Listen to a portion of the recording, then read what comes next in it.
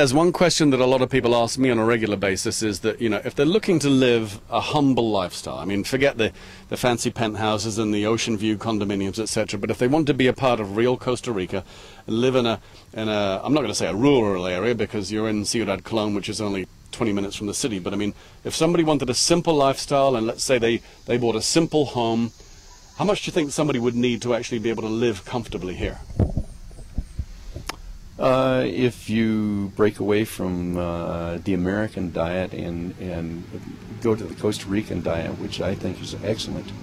In fact, that's almost exclusively what I eat. You can probably get by on $1,000 a month. You're talking for a couple? Yeah, I'm talking for a couple. And this Costa Rican diet, this is nothing more than rice and beans, or what sort of proteins would it include, and what sort of beer?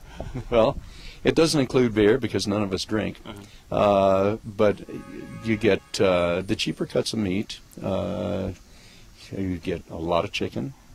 The diet is a lot better. We don't eat much red meat. I don't eat red meat, beef, more than probably once every month, every 2 months. But there's a lot of rice and beans. There's a lot of fruit. There's a lot of vegetables. It's basically a healthier diet. Now, you mentioned you lost 55 pounds. Was that purely stress, or that was partially diet as well? Well, I have to attribute part of it to the diet, but the stress of that first year was something that, the type A personality coming down here, and this country is a laid-back country. You have to take your time and let them deal with anything that you've got at their time. It's what we call Tico time. So everything happens in a longer period of time than you would expect in the United States. Get used to it. So that's probably one of your most important secrets to happiness down here, is to accept the things the way they are and don't push them? That is the key. And I think that a lot of people who end up going back to the States have not the ability to overcome that problem. You just have to. You're in a different culture. And you're not going to change the culture. So either you live with it and you enjoy it, or you go back.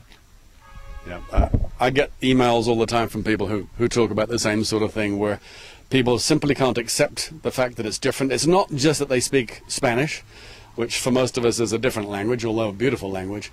They are a different people. They do have different expectations, and they do act in a different way. So yeah. A very big factor in being happy down here is accepting that. They're absolutely beautiful people physically as well as emotionally, in my humble opinion, but you've got to understand that they are different. Opinion.